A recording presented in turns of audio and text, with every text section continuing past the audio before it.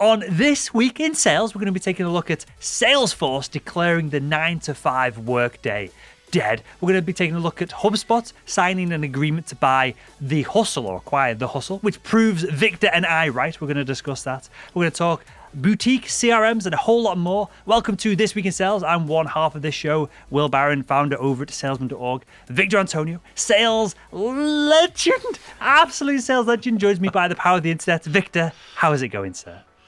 Well, it is going really good. I didn't tell you this, but I've been up since 1:30 a.m. It's 10:30 a.m. now. I was doing a call with India this morning. That's hustle. An afternoon session. So after this, I think I'm going to take a nap. But other than that, man, I'm fired up. I love some of the topics, especially some of the ones you've highlighted. I'm looking forward to this discussion. I don't know if that is because you're going to start to rinse me on some of these and you feel like you've got some good ammunition to take the piss out of me or what. But we'll get into the first one here. Salesforce. Salesforce has declared the 9-to-5 workday dead. And it's not quite as simple as that. So they're giving their employees flexibility in how, when, and where they work with 3 types of working, Victor. There's flex. So when it's safe to return to the office, most of our employees around the globe will work flex. This means they'll be in the office 1 to 3 days a week for team collaboration, customer meetings, and presentations. There is fully remote, which is, I guess, what everyone is doing now, for employees who don't live near an office. So I guess you're now allowed to live where you want. You don't have to come in the office anymore. And then we have office-based, which is where we've been in the past. This is on theverge.com. But this is big news of a company the size of Salesforce with the tens of thousands of employees that they have implementing this across the organization. Does it surprise you, Victor, that they are giving so much flexibility to their employees, given these kind of 3 flex, remote, fully remote, and office-based kind of ways of doing business? It's only shocking in the way because it's such a large company, right? Well, I mean, it's not what we're talking about, 100 employees. I don't know. By the way, how big is Salesforce? How many employees do they have? Let me find out. Let's look that one up. Let me find out. I mean, that's the only thing that's really surprising that a company would make that call. But by the way, here's a total tangent off this. Okay. Because I've heard Mark Benioff talk. We lasted 30 seconds into the first topic then before we went on a tangent. That might be a new record for us. Small tangent. Mark Benioff is very environmentally concerned. Mm-hmm. And so this really reduces, their footprint. Their what's the word I'm looking for? Their eco footprint. So I think maybe that's part of it as well. That would be interesting to think about.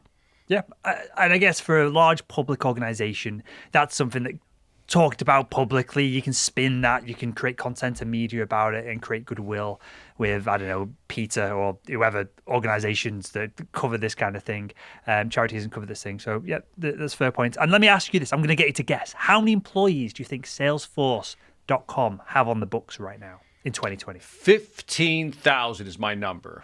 Are you sure about that? I'm going to go with 15, maybe 20. 49,000 employees. Wow. See, that's even more incredible, isn't it? 49. Wow. That's a big move then. That's a big move. Yeah.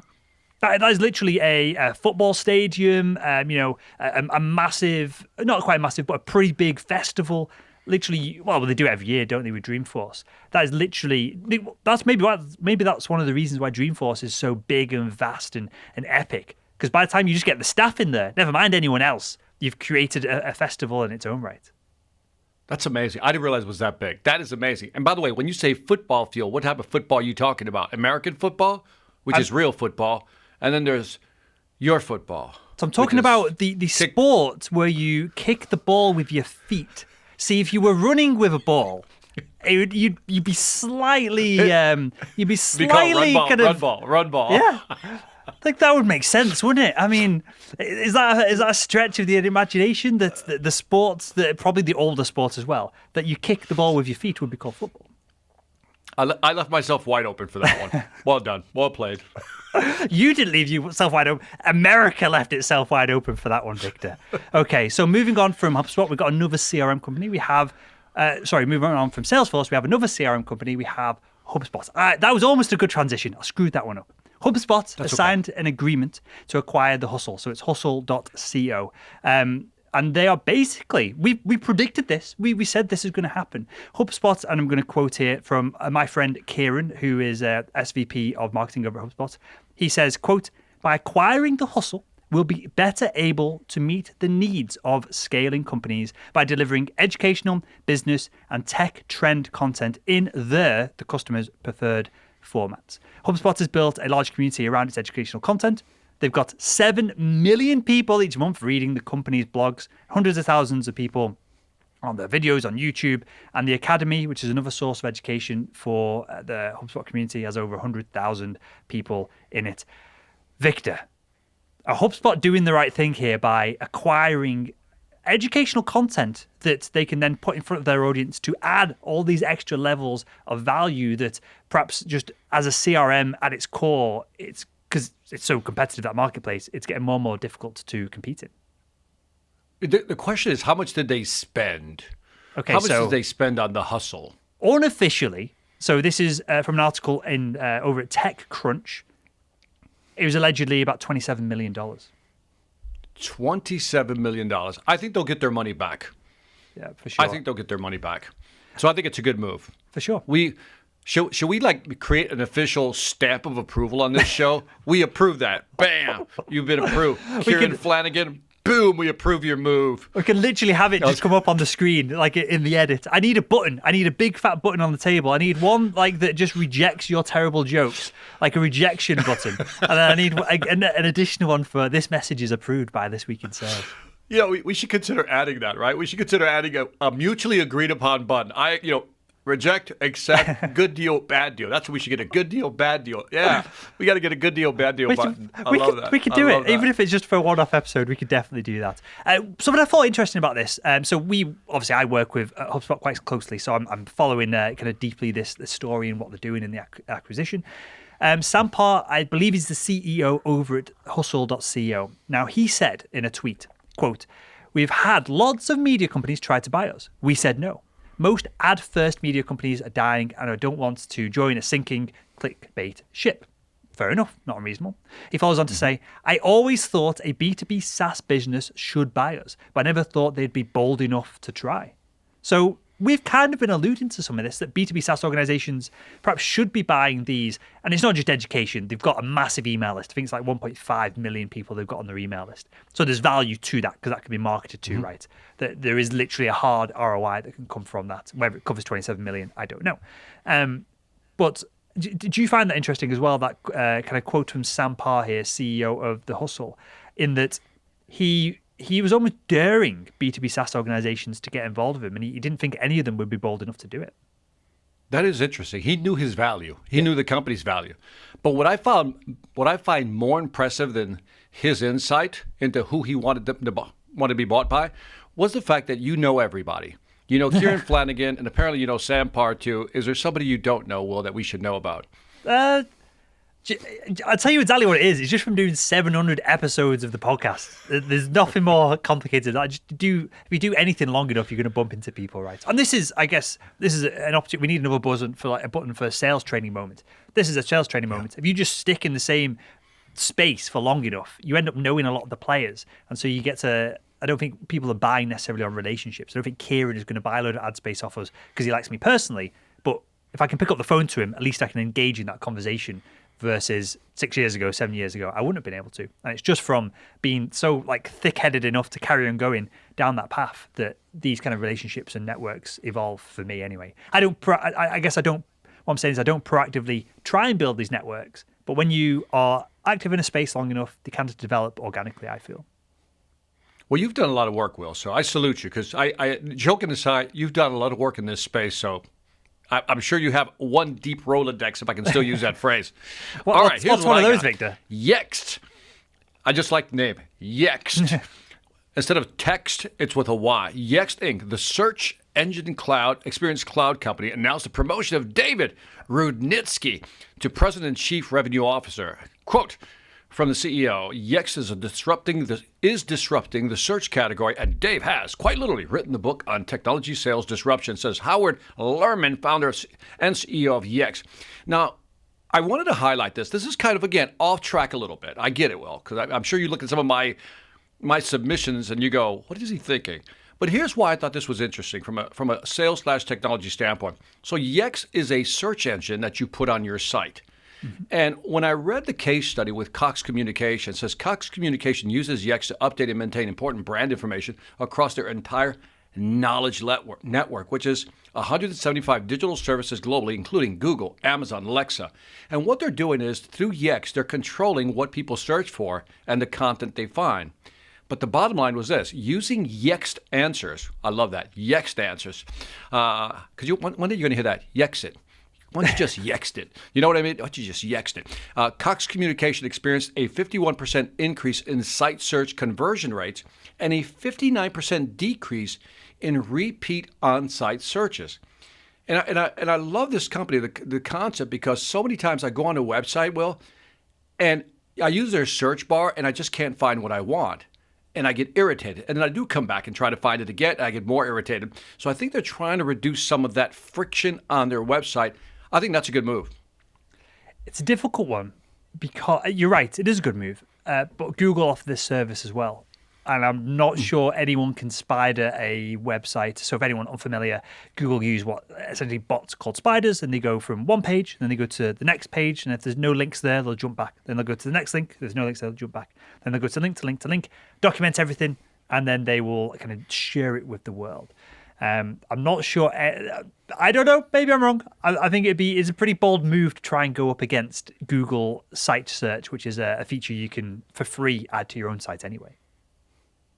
I think what they're trying to do is they can build the knowledge base within the Yext search engine. So the results that they want to come up on the first page are going to be what they've loaded into the Yext search engine. And then whatever they can't find, maybe they'll spider out to some of the other search engines. That's how I view it. Okay, that makes more sense. So they're more curating it as opposed to letting Google use its own algorithms to suss out what goes where. Correct. Interesting. And anything like this, though, Victor, is important for salespeople to tie it directly into that of a 51% increase in site search conversion rate and decrease on repeat on-site searches. Things like this mean that your buyers are going to be more educated when you do engage with them, because they're going to be able to find the right content on the right website at the right time in the buying process without having to ring you up or email you and ask questions. And a lot of it depends on the product, depends how complex it is, of course. But a lot of questions that I know I find with our buyers, especially people who are buying the training product, for example, in the kind of the B2B space, managers, sales leaders, a lot of the questions are easily answerable within an FAQ page. So a lot of the time, I'll just ping them to an FAQ page. If they can search and it's more interactive and they can pull out information on their own terms, that's got to be better than the burden of emailing me or our support team and then being pinged to something else. So there is value from that from a kind of a buying perspective. Cool. Next up then, and there's a lot of acquisitions, cash being thrown around at B2B. I feel like there was a bit of a lull after Christmas, Victor, of acquisitions and cash being thrown around. Maybe people with money hibernate for a few months after Christmas. But B2B sales data startup Lusha, I think I'm pronouncing that right, Lusha, secures $40 million in A series funding. Now, Lusha, are you familiar with this company before I dive into it? I am not. Okay, so they provide emails, contact information, that side of things.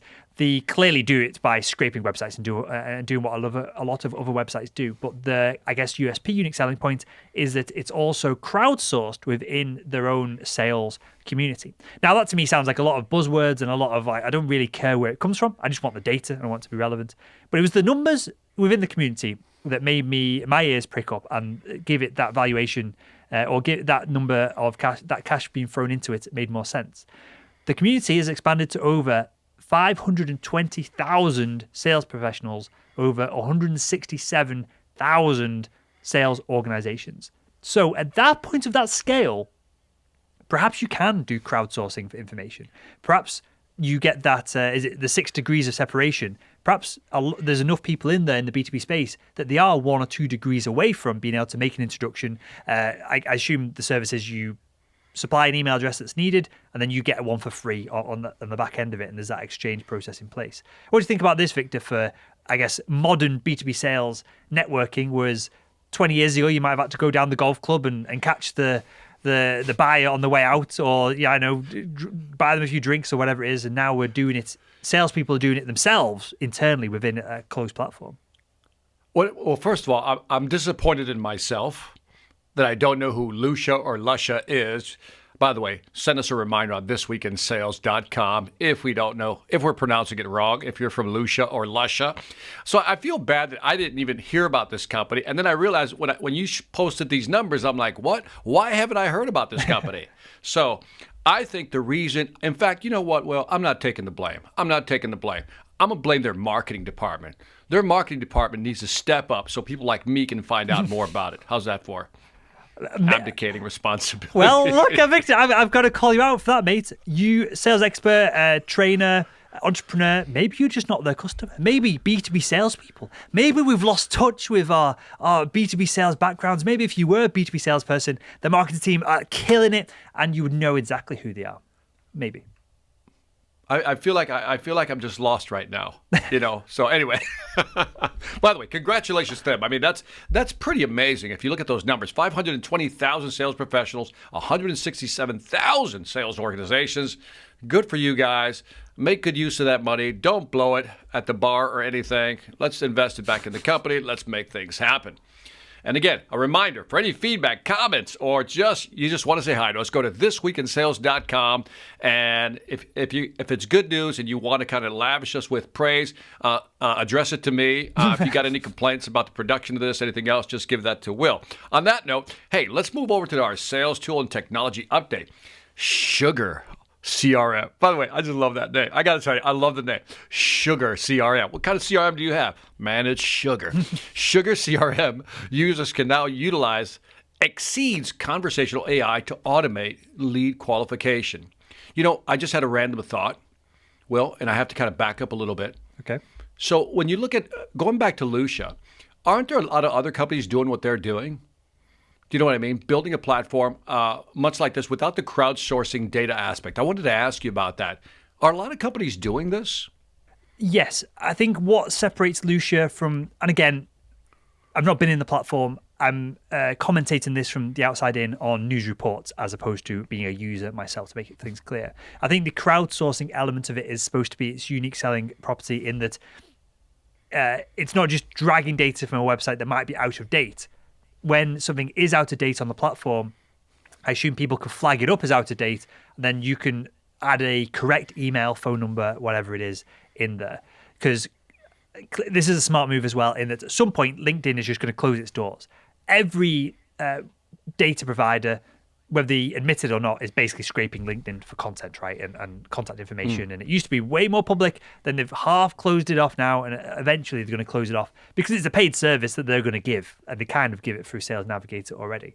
So I think what they're doing, yes, there's tons of people in the marketplace. I use, for example, Lead IQ. I've used that for years now. So grab email addresses and phone numbers and things like that. But I think what they're proposing is maybe all that's going to disappear. It's going to be difficult to scrape this information, and our information is way more up to date because there's so many salespeople on the platform, updating things as they go along.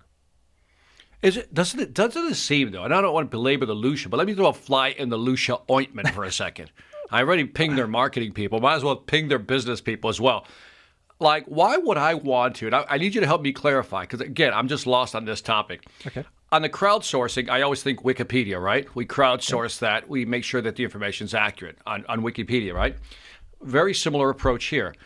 If I'm selling and I want to go into a certain market, why would I want to update information that might help my competitor get in?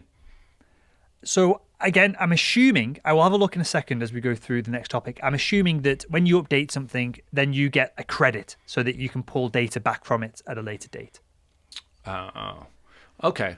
A pay for play, so to speak. The more you contribute, the more you get back. But let me also ask you this, Victor. Why does anyone for free spend time updating Wikipedia? People don't get paid for that. I don't know. You're right. Why do they do that? If you'd asked 20 years ago, hey, by the way, here's the deal. There's going to be this online library. Everybody's going to participate, use their knowledge, give it away for free, update everything. Nobody charges anything. No, you wouldn't believe it. Encyclopedia Britannica would still be in business if it wasn't for Wikipedia, things like that. So it is amazing. It is. By the way, I kind of find it reassuring from a humanity standpoint that we're willing to kind of get together, kumbaya on the data and share. So that's a good point. Now, let me interrupt you. I've got one more sidetrack I want to go on this because Victor, I don't feel like I've made it right. I feel like I'm a few steps behind you in a few areas of life. I'm sure it'll come with time. But I don't think I've made it because I don't have my own Wikipedia page, and you do. You have a killer Wikipedia page. So my question is, did you create this Wikipedia page 10 years ago, and now it gets updated by other people as different projects and things happen? Or... I'm genuinely intrigued. How did the Wikipedia page come across? Clearly, you've had a TV show, massive YouTube channel, loads of other things going on. But how did the Wikipedia page come about? Somebody actually built it. They just said, "I'm going to build you a Wikipedia page," because I can't do it. You know how you can't build your own Wikipedia page? You're not allowed. Somebody has to build it for you. I think it got past the filters on Wikipedia because the television show. Sure. The books are great, but the television show was the one that really, yes, Victor Antonio has a television show. Mm-hmm. So the television show is the one that actually, I think, pushed it over the top and didn't get it deleted. Because years ago, I tried to do it myself, and it got deleted almost immediately. So this time, somebody who I guess really appreciated it and liked me says, you know what, I'm going to take it on, and I'll build your Wikipedia page. So I really don't understand, but yes, I have a Wikipedia page. You know, Will, step up your game. Come on, step up your game, Will. Genuinely, it's something I pondered because also we'll bring it back onto topic. But just even having links and having a Wikipedia page increases your Google rankings and all kind of things because it makes you legit. Because there is such a barrier to creating your own. So yeah, let's dive back into the next topic. Then let's get back into some serious news here. All right. Some somewhat serious news. Sugar CRM users can now utilize, again, Exceed's conversational AI to automate lead qualification. The integration enables marketing and sales teams to tap into Exceed's lead engagement and qualification technology to increase revenue generation from current pipelines. Now, let's define who Exceed is. A leading provider of marketing sales automated AI solutions. Again, and they announced this deal, right? Now, this CX platform integrates, by the way, Sugar CRM is also part of, well, let me see. It integrates with Exceed, also with Salesforce, Oracle, HubSpot, Market. I mean, this is a big company. Have you ever heard of? Have you worked with Sugar CRM? Are you familiar with the company? I'm familiar with them, but I've never done kind of sponsorship deals or anything like that. Yeah. So it says with 80% of new leads never translate into sales, according to statistics published by Invesp. Exceed's technology can now lower this percentage by engaging all leads autonomously. So, has conversational AI actually gotten to the point where it can now have these conversations without you, the salesperson? I mean, this is what's interesting. It's how deep does the Exceed, machine learning, deep learning database go? That's the big question I have for this one. It's a big question I have. And I think if I would have told you this story, you would have gone, I think there's some bullshit going on here, Will, with this post. I think you would have called me out on it. So, they've not. To be fair to them, they've quoted 80% of new leads never translated to sales, according to statistics, yada, yada. Exceed's technology can lower this percentage. Now, if it's lowering it by 1%, I don't care. If it's lowering it by 20%, right, now we're talking. So they've been very open-ended about the numbers here. Maybe there's a reason for that. Who knows? This could be it could also be one of those tick marks in your qualification for a proposal. Let's say you're submitting a proposal and they'll say, hey, you got a CRM, but do you have conversational AI?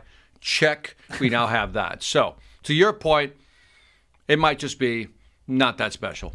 By the way, for Sugar CRM, if we are wrong, please let us know. thisweekinsales.com. Please address it to Will. It almost sounds like we're baiting these organizations, like we're picking on them until they give us a reply, because we've had quite a few replies over the past few weeks. I assure everyone who's listening, we're not picking on anyone. But if you're pick on everybody. We pick on everybody. That's a better way to frame it. We pick on everyone. Okay, so next one. And this ties into the previous topic about leads that don't get kind of worked, that don't translate into sales. Again, Vivun, VIVUN, raises $35 million to advance what's called pre-sales engineering, their pre-sales engineering platform. So, Vivun provides a software as a service platform dubbed Hero that automates the management of pre-sales processes. Victor, are you familiar with this kind of pre-sales engineering, either kind of platform or role that I assume actually exists? No, the only thing I can assume is that if they're going after, let's say, companies where you've been a B2B manufacturer where they have to spec things out, that maybe it's a collaborative platform. But I've never heard of this, so this is new. Okay, so but somebody threw $35 million at this company, so might be something there. So again, this is from venturebeat.com. It continues, while customer relationship management software is widely employed to manage sales processes, applications optimized for pre-sales teams made up of engineers who often have more insights into which deals are more likely to close than other members of the sales team.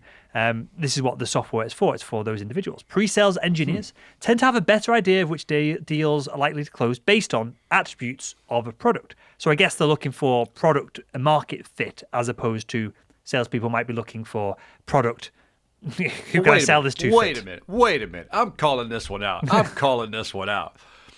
If your pre-sales engineers tend to have a better idea of which deals are more likely to close than your salespeople, your BDRs, your SDRs, there's something wrong with your process. Either that or I'm not understanding this. How is it that the pre-sales team, unless they're really salespeople, can have a better understanding? I don't get it. I don't get it. Well, very specifically, they're using the term here, engineer, and this is why I included this because I thought it's ripe for discussion, right? They're using very specifically the term engineer as opposed to salesperson, kind of business development or anything like that. So what I assume that they're doing here is they're looking for data that suggests and makes links, as opposed to BDR sits on the phone all day, cold calling, cold emailing, to see if they've got the attention of someone.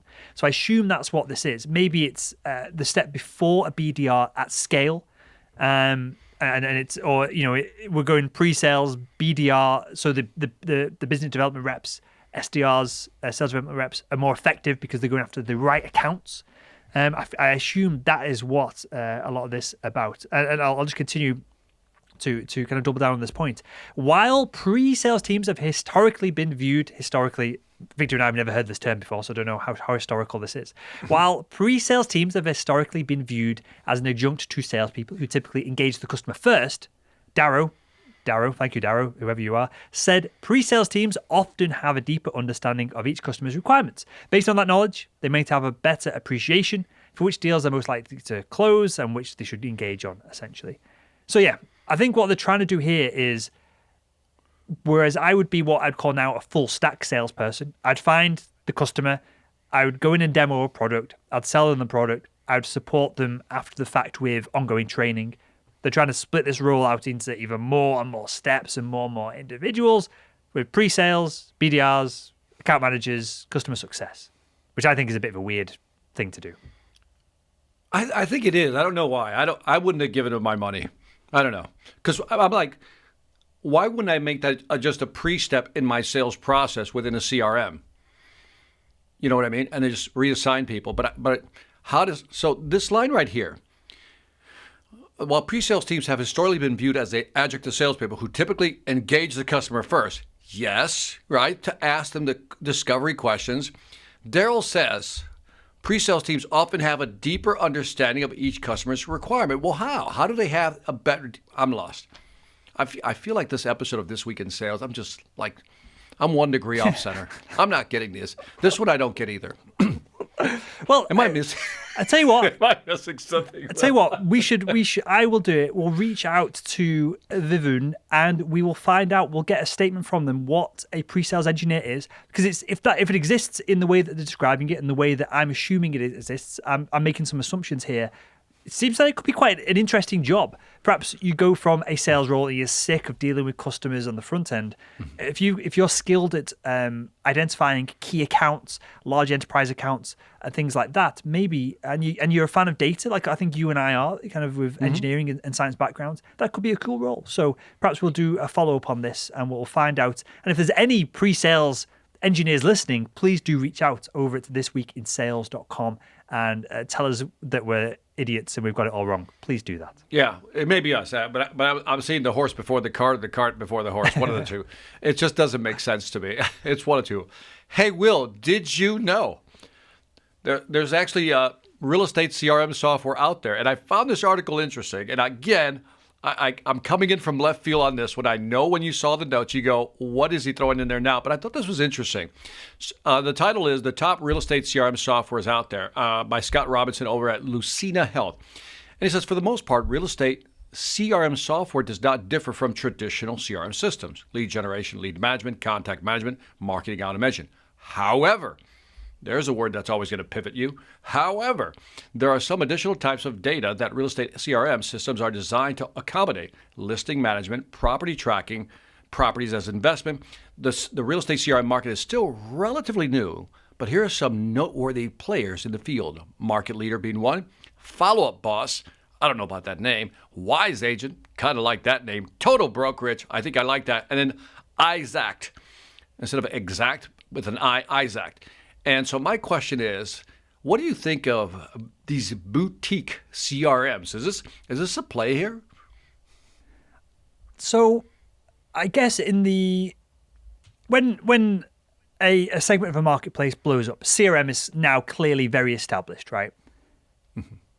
It's difficult for the likes of Salesforce, without a ton of plugins and without probably a ton of cost associated with it, to offer probably as direct a pathway via the CRM of Nextbox as some of these companies can. So there will always be smaller niches for these individuals. Now, are they going to blow up and do billions in revenue like what Salesforce, HubSpot, our friends at all these CRM companies do? Maybe not. But I feel like I know the marketplace will do this. It will get so big that you've got one or two market leaders, massive players in the industry. Everyone else, they're just buying up and gobbling up everyone else, because that's the only way they can grow, because the marketplace is so saturated. But there will always be these smaller companies on the fringes. I guess I can liken it to what we do over at Salesforce.org with our training program. There are massive sales training companies, Sandler, Richardson, all these massive brands that I can't compete directly with, but people will come to us because they like me, my style, the training, and same with your training, Victor. They want to learn from Victor Antonio. They don't want to learn from generic person at random large sales training organization. So some of this could be that I know you're familiar with Dave Ramsey. Mm-hmm. So Dave Ramsey has of course I am. Sure. Dave Ramsey, massive radio show, massive kind of broadcasting show on YouTube, podcasts elsewhere. Well, now he has his own software apps for numerous different kind of applications, right? And he's competing with some real big boys, but people will choose his apps because they've listened to him. He's helped them get out of debt, or he's given them financial advice, whatever it is, over the years. So there's always markets within a large segment for smaller sub-segments when you then get down to the whether you feel kind of an affiliation with a brand, with an individual. I guess it's the same with clothes, right? For every Nike, there's 27,000 smaller brands where you go, oh, that's just cool. I'm just going to buy that T-shirt. I care less about the quality of it, more just for the coolness. So I think these kind of smaller CRM companies are here to stay. But obviously, it's a much tougher battle to be in than to be the kind of in-house dominant CRM organization in a specific industry. Yeah, I love this. By the way, great explanations and analogies.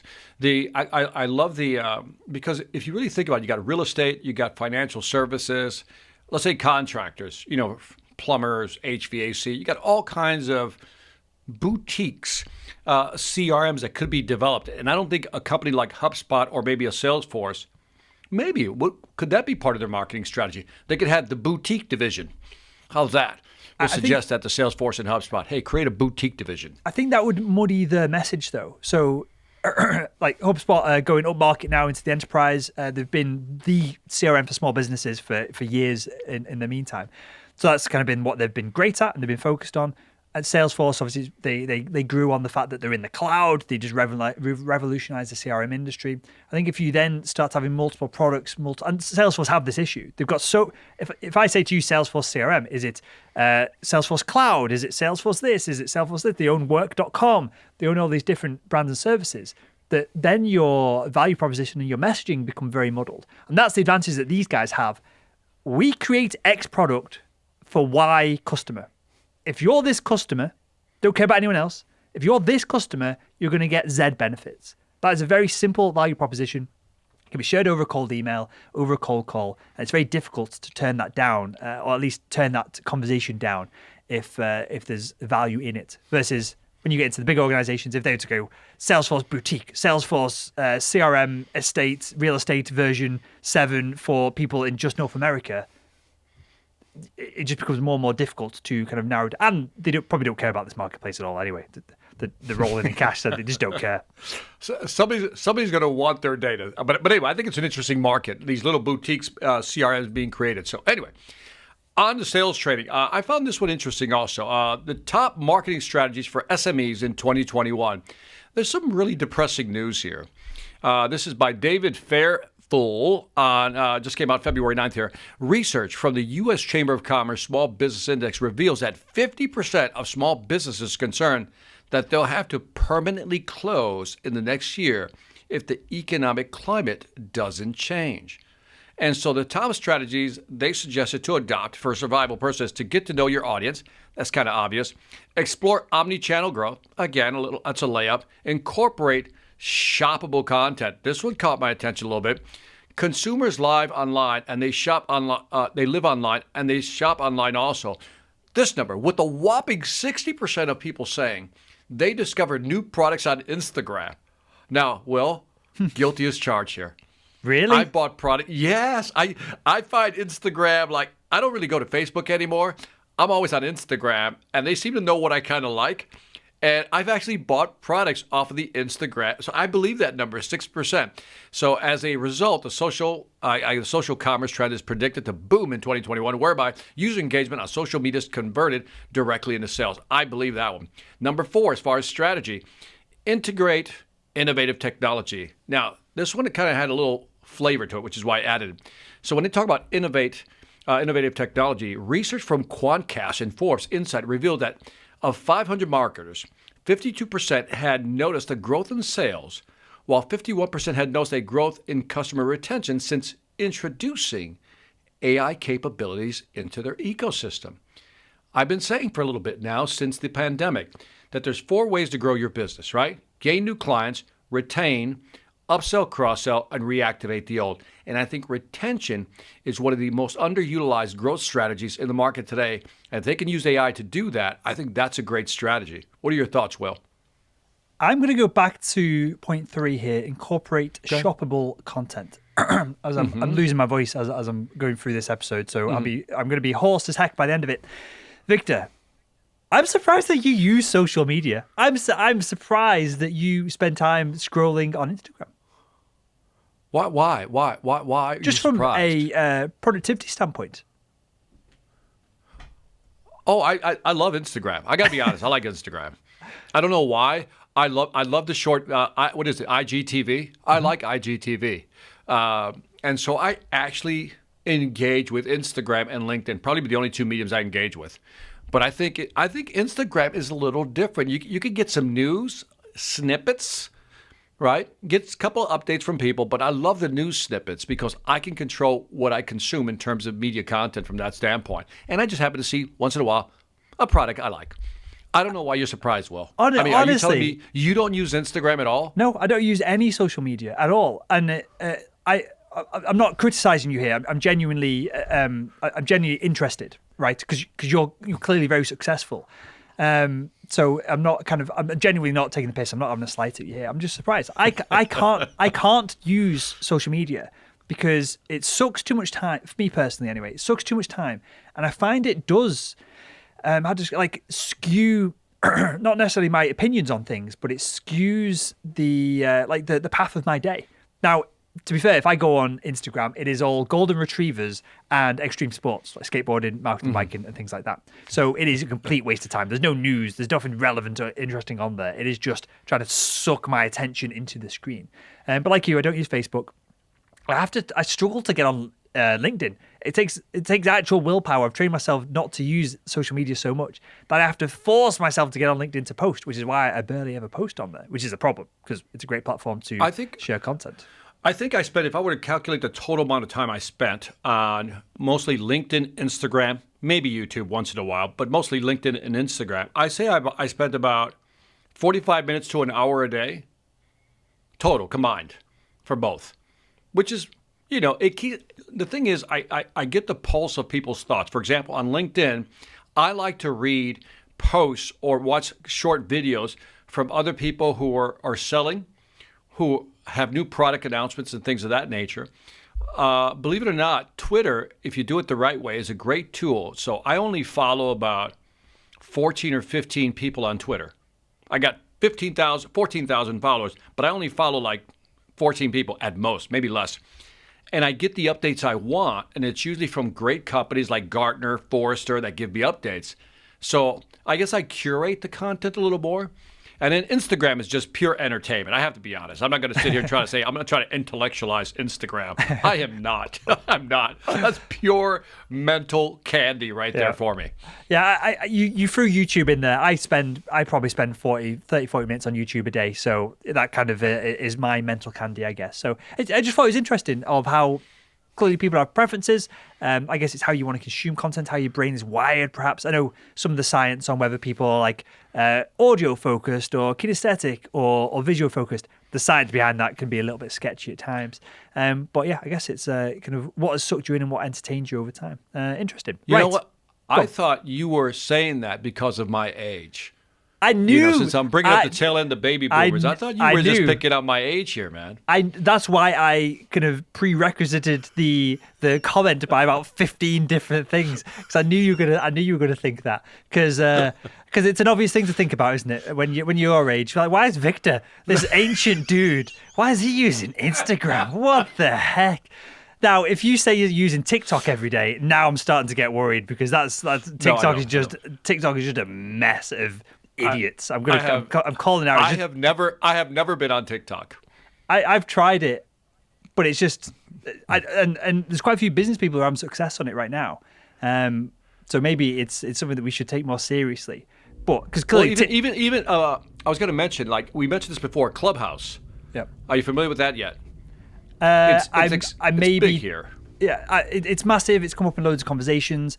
I might be being. I literally had a phone call about it today with a large CRM organization who wants me to be involved with their Clubhouse efforts. Now, if it wasn't for them being involved, I wouldn't be involved with it at all because it's just another distraction for me. It is. I've gone on several times on Clubhouse, and I think it's. I view it as a waste of time. But maybe again, I'm the old guy in the room, the 50-year-old guy at the disco that doesn't see it. Right? Just go, I don't get it. But it seems like I just don't get it, Will. Unless there's a reason, again, if you partner with a company that says, look, here's our strategy. We want to, drive more traffic. Then I get that. I'm sure people are making money and doing well at it. I just didn't want to add an extra social media arrow, that I had to deal with. So anyway. Yeah, and I think that's a learning point for the audience as well. If I could take one thing away from just our quick spiel there, it's find something that works and do it, especially if you're social selling. It's probably LinkedIn, right? It's probably not podcast, YouTube, all these different social media platforms. But yeah, if you're wasting time on a social media platform, just remember, we talked about this in the past, you are the product. You being on the platform consuming content are creating revenue and finance for these organizations. It's an exchange here. So just be careful of how you're spending your time. Hey, by the way, Will, were you the one that suggested that if it's free, you're the product?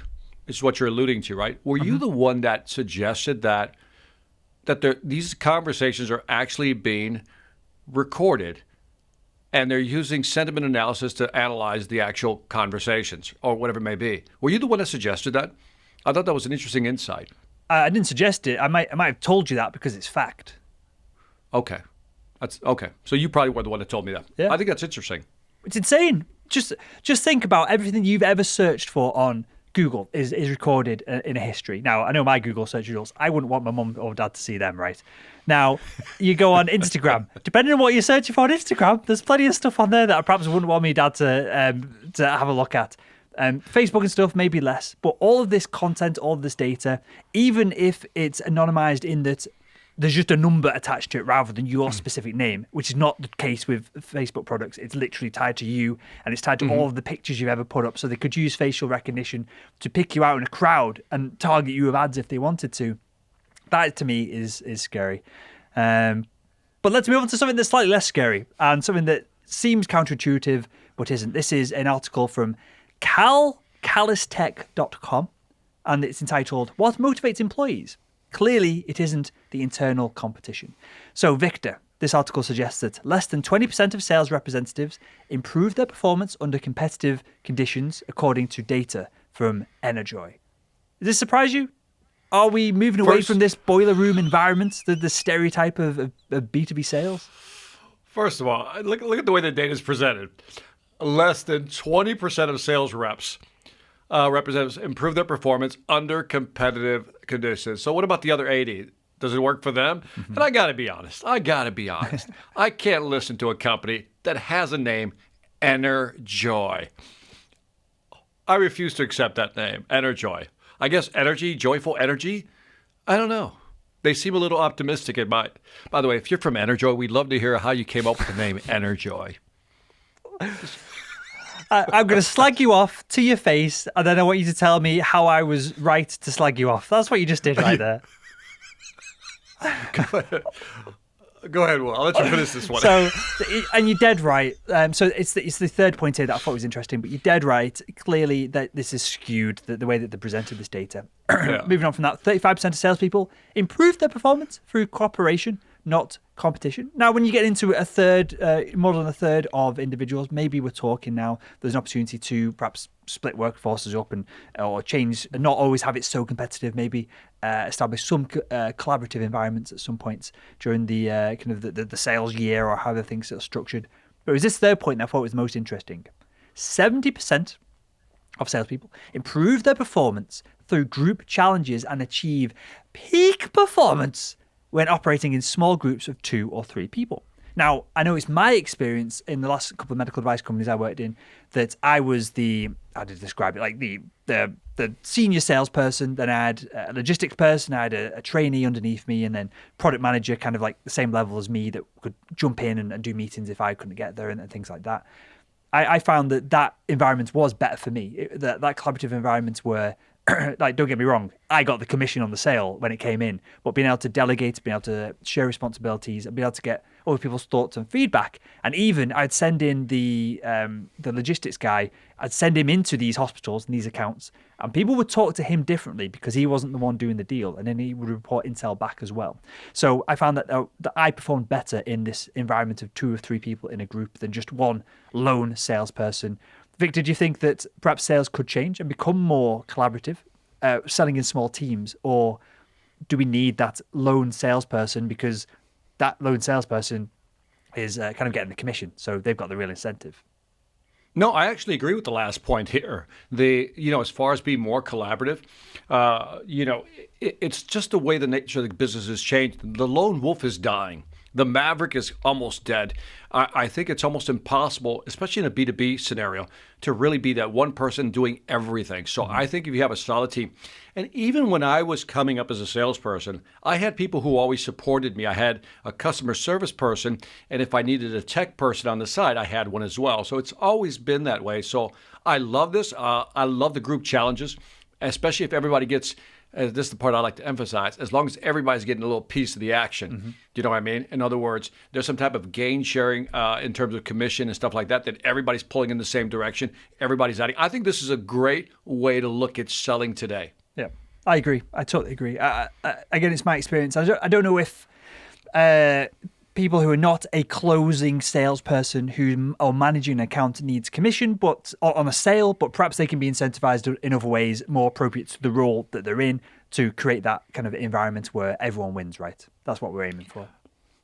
I got to give you a real, because this will shock a lot of people. I'm about to shock a lot of people. You ready? I'm about to give some insight. I'm about to pull back the curtain on something most people don't even know. Come on. So Grant Cardone, would you say that guy is the lone wolf of the lone wolves, right? The maverick of the mavericks. I was in his bullpen. We did a training together about, I don't know, 2 years ago. And I got a chance to sit in his bullpen. His bullpen is where his people are at selling the products, right? The training products. And first of all, the guy trains his people like daily. This is like a machine. Yeah. So what you see is what you get. It's a machine every day. But here's what's interesting. When I was in the bullpen, I got a chance to sit next to one of the sales guys who let me sit next to him and just kind of hear his chat.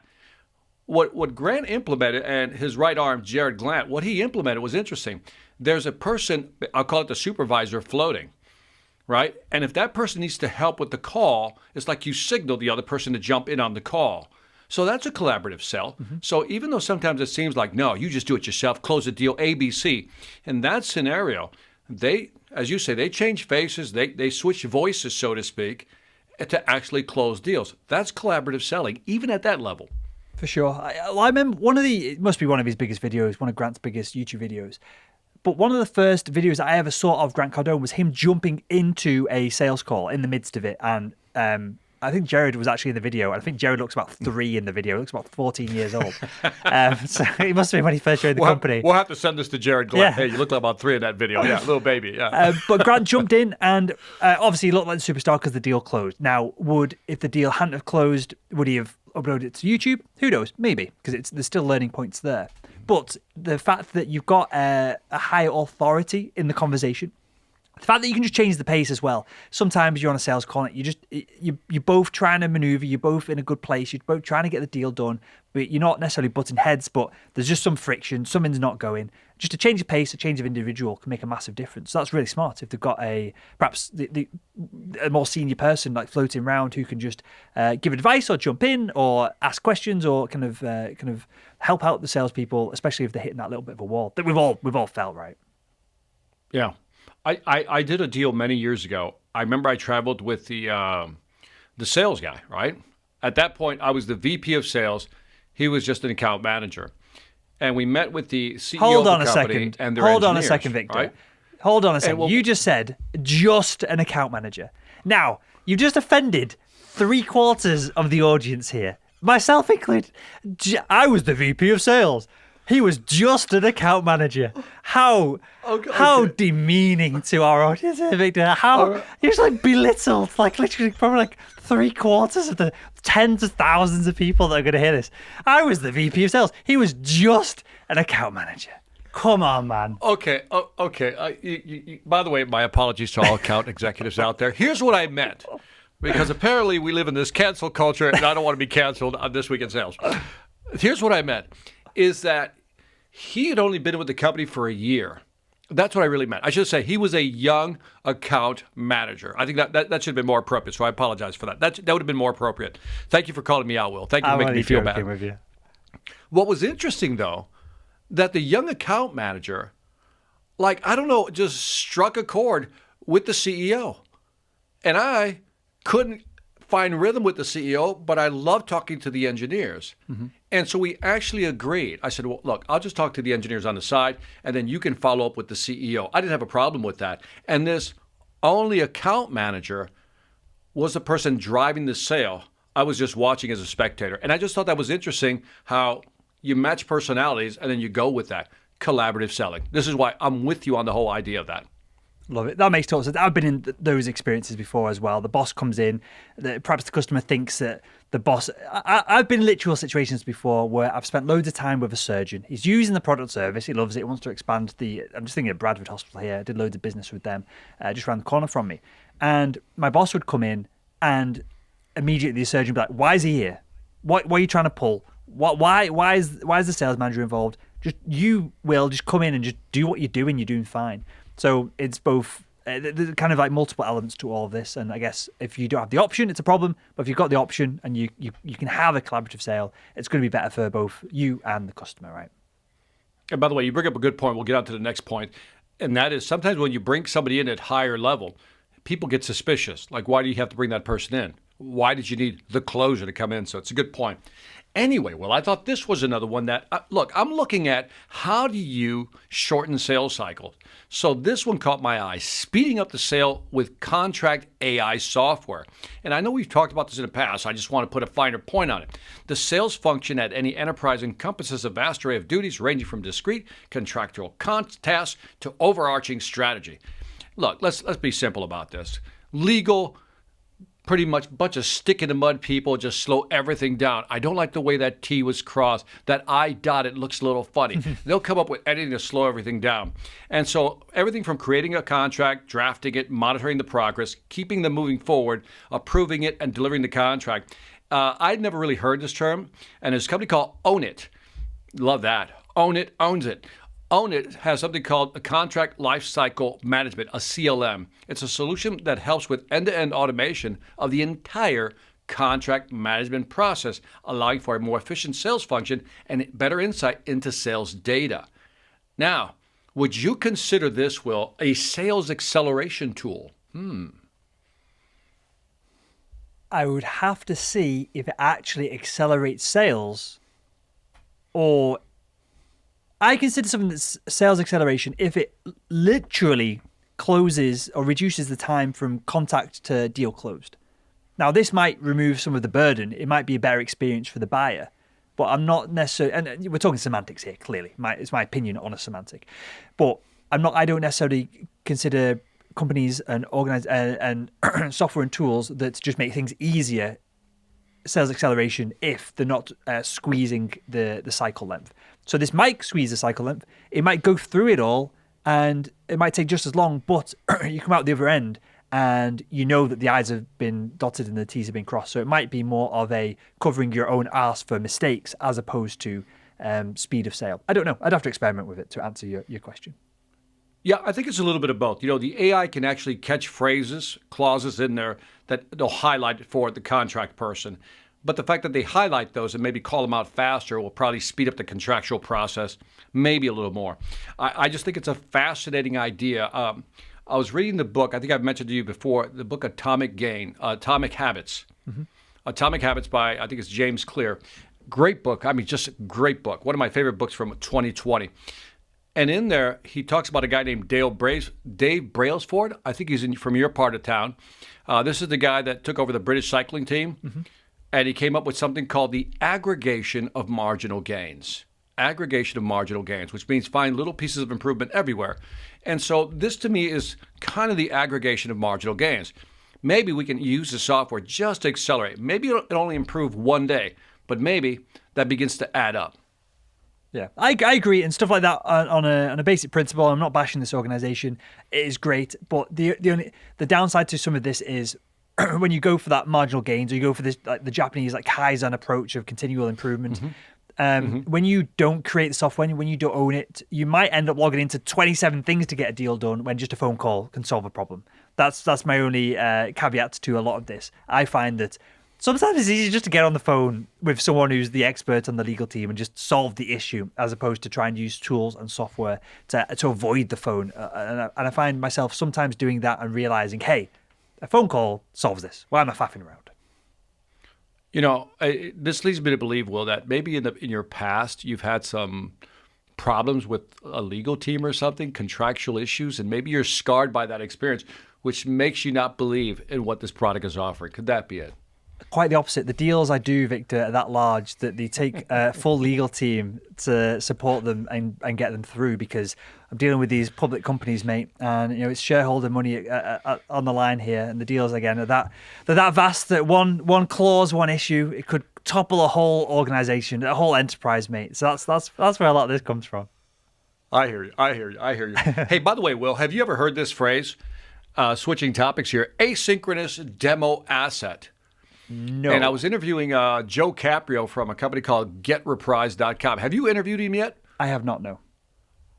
We were talking demos, and he talked about asynchronous demo asset, to which I said, what? What's an asynchronous demo asset? And we talked about this in the past, or at least I mentioned it with a guy named Garrett Hess, who actually does video recorded demos that he gives to the champion, and then that demo is passed on, to other people within an organization. And that's what he means by asynchronous. So I wanted to highlight this new phrase because I think it's interesting how more companies are jumping into the demo game, trying to figure out how do we propagate our demo into an organization, get it deeper downfield so we can get our message heard. So I think it's interesting. By the way, great website, great content, worth looking at. Amazing. Well, we'll link that in thisweekinsales.com. And I've got one final thing to report on before we wrap up. So last week, we discussed conversion.ai. So I signed up. They got $30 of my money or $29 of my money. And Victor, it's pretty good. I was actually surprised. Now, I had to go... The point of the service is they'll write copy for you, whether it's for marketing copy, sales email copy, website copy, things like this. And you type in the elements that you want to promote, product names, all these kind of things. You essentially give it a style of copy to work against. And both of us last week were slightly not hypercritical, but we were guarded with our kind of how excited we were for this kind of product or service because it's very complicated and it's very difficult to provide kind of a decent output. We did pretty good. We had a muted excitement. Muted excitement. It. Nice. That sounds like a political way of describing. I was also trying to find a political way to describe it, and I couldn't get the words out. But yeah, it worked quite well. So I don't know if it's fully recommended from This Week in Sales. Obviously, Victor would have to take a look at it as well. But it's worth experimenting with. And it opened my eyes that perhaps some of these technologies, perhaps they could replace an intern. Maybe they can't replace a full-time copywriter or an expert sales professional at this point. But perhaps they could. If you're hiring interns, graduate interns who don't know nothing other than how to do a beer bong and get drunk and party, maybe these kind of tools could kind of remove some of those roles. Maybe it fits one of those little gaps that you can't hire somebody, but you don't want to do it. And it's a tween product. You know what I mean? It's something in between. Yeah. So you got something from, is this Hannah Class? Hannah Class. That was interesting. Let me scroll to the bottom of the document. So we have a LinkedIn message from Hannah Class who says, "Hi, Will. I'm a massive fan of TWIS, This Week in Sales. Our company also tried sticking the whole team on a, quote, better for everyone, straight to 45K salary." And she's referring to a post, a couple of articles that we referenced last week, where organizations tried to put sales teams on fixed salaries, the whole company on a fixed salary, thinking that everyone would be happy. And clearly that is not capitalism and people weren't happy. She goes on to say, whose salary wasn't going to change? The managing director. So I assume Hannah is in the UK over here using that term. It was squashed in the end, but I echo Victor and your thoughts on the matter. So yeah, so this must be an experiment that a reasonable amount of organizations are doing to stick everyone on a fixed salary and come by and hopefully everyone does the right amount of work and everyone kind of pulls forward when, 9 times out of 10, it's going to be very difficult to motivate people unless you're doing it financially, I think. That's interesting. By the way, I thought we were going to get a massive amount of emails about this one, this whole base salary to make you happy. But that's interesting that in this case they tried it, but the managing director didn't want his salary to change, which means he didn't buy into it. Yeah. Dan Price from the company we mentioned, he bought into it. Yeah. When you frame it up like that, that makes total sense. You're just throwing shit down the hill as opposed to getting involved as well. And we talked about it last week. Clearly, a managing director, the value of the organization, hopefully you're going to sell it, pass it on, do something with it. That's where your payday is. I'm of the belief that, and it's subjective. I'm hesitant as I say this, but perhaps I'd rather have my sales team earn way more than me as a managing director of a small organization, knowing that I'll get a payday 10 years from now from selling the company. I don't feel like I need that cash up front. I feel like that cash as a managing director, not every time, but perhaps more often than not, should be reinvested into the organization. And that would be a smarter move, if nothing else. What do you think, Victor? Yeah, I always thought that as a manager, and I'm talking about as a sales manager, that if I'm making more money than my salespeople, something is wrong. Sure. That's the way, that was my mindset. Now, I want to make more money than them, but if they're making a lot of money, they're happy and they're just going to float my boat. So that was my philosophy. How do I put a compensation plan that motivates my team, which will guarantee my success? Yeah. That makes total sense. All right then, Victor, before we wrap up, mate, anything you want to add? Anything you want to wrap up or end the show on? I'm really disappointed in you, Will. You took two good shots at me today. The first one was about my age, that you were surprised that I would use social media. Totally offended by that, by the way. Second was when you called me on the AE, just the AE, which you rightly so that you did that. But other than that, on a positive note, all is good on this side. Redoing the studio. Business is good. Like I said, I've been up early talking to the folks in India, and that's all the news I have. How about yourself? How's Walter doing? Walter's doing well. Walter is right now in a crate. I can see him on the camera on the screen over here, just sleeping. He likes to sleep, which is great for me because it allows me to get work done. And Victor, I'm going to wrap up the show on this note, mate. I'm also disappointed in you. You were disappointed in me for having shots, shooting shots over your way. I'm disappointed in you, Victor, because you didn't really have an attempt to fire any kind of hate at me this week. I think that was, Nope. I don't know whether you're tired. I don't know if you're off your game. I don't know what it is. I give you plenty of opportunities. I teed you up, and there was nothing coming back. What's going on, man? Yeah. By the way, you know what I'm going to do? I'm going to go back and watch the tape. I say, where did I miss the play? Where did I miss it? Where did I miss it? But anyway, good show. Good show, Will. Well, with that was Victor Antonio, sales legend. My name is Will Barron, and you can find more of this content and every future episode, every previous episode over at thisweekinsales.com. Leave us your comments and thoughts and sales news over there. And with that, we'll speak with you again on next week's This Week in Sales.